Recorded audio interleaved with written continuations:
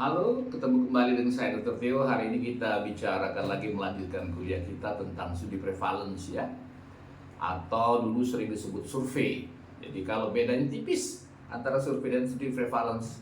Kalau survei itu biasa dengan total sampling, jadi semua sampel diambil ya melalui populasi atau seluruh populasi diambil ya tanpa kriteria inklusi. Tapi kalau udah survei kita batasi dengan kriteria inklusi, misalnya umur tertentu, mungkin juga jenis kelamin tertentu atau jenis pekerjaan tertentu. Ya, studi prevalence biasanya ada dua, terhadap penyakit, studi prevalence terhadap penyakit, suatu penyakit, atau studi prevalence terhadap penggunaan obat. Ya, jadi bisa kita teruskan, misalnya judulnya begini, ya.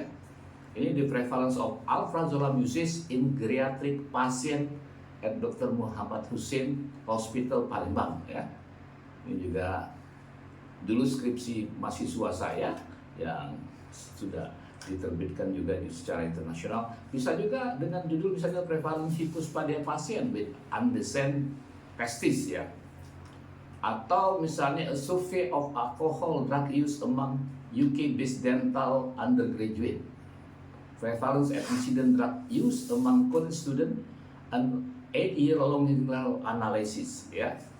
Bisa juga judulnya prevalence of antibiotic use in tertiary hospital in Italy.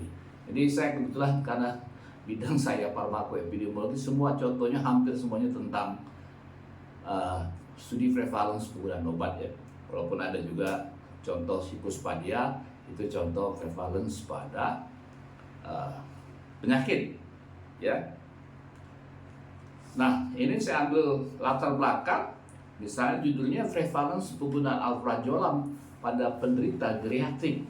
Jadi seperti biasa waktu di latar belakang kita definisikan dulu geriatrik itu apa, ya, penyakit yang menyertai apa, biasanya prevalensinya berapa, mulai dari internasional sampai ke regional ya, biasanya kita lakukan 2-3 paragraf.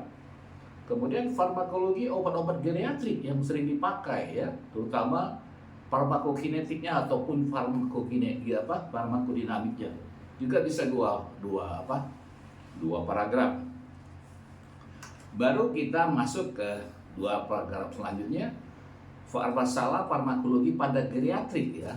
Apa permasalahan penggunaan obat di kalangan lanjut usia ya, dan terakhir kita tutup pentingnya alasan untuk dilakukannya penelitian ya.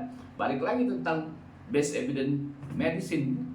Jadi belum ada data ya, no data, scarce, few, uncertain teorinya misalnya ya, melengkapi data dari retrospektif ke prospektif atau dari in vitro ke in vivo ya, kontroversi atau conflicting data dari satu tempat ke tempat atau center lain ke center lain itu berbeda hasil prevalensinya.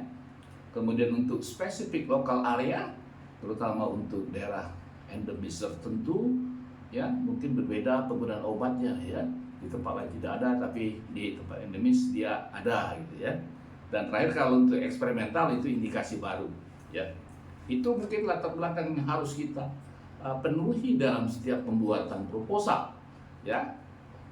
Jadi studi prevalence hampir sama dengan cross sectional, bedanya kalau cross sectional kita tambahkan satu lagi analisa ya, untuk melihat hubungan antara faktor risiko dan penyakit. Tetapi pada prevalence kita tidak perlu mencari sampai hubungan antara faktor risiko dan penyakit.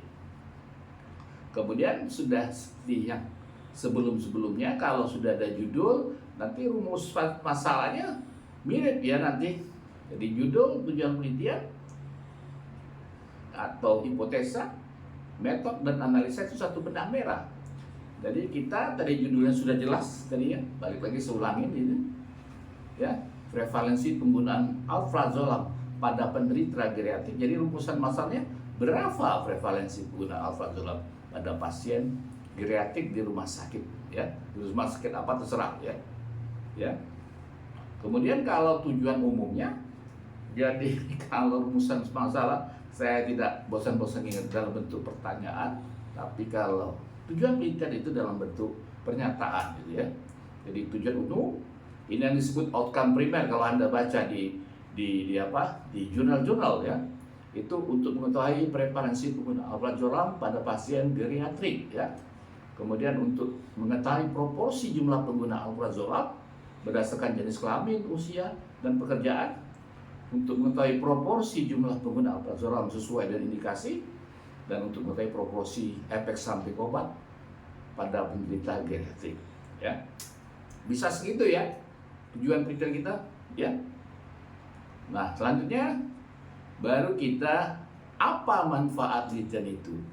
Kalau secara teori itu, secara farmakologi apa keuntungannya, secara klinis sebagai dokter apa keuntungannya mengetahui penggunaan obat pada lansia atau geriatrik, dan manfaat sosial terhadap pasiennya sendiri. Jadi itu kita jelaskan, ini kaitannya nanti dengan saran kalau sudah selesai penelitian Anda ya. Sarannya apa? Nah, jenis metode penelitiannya apa ya? Dan nanti kita sebut dulu dari pertama, kita jelaskan dulu jenis penelitian adalah penelitian deskriptif berupa studi prevalence pengguna obat pada geriatrik.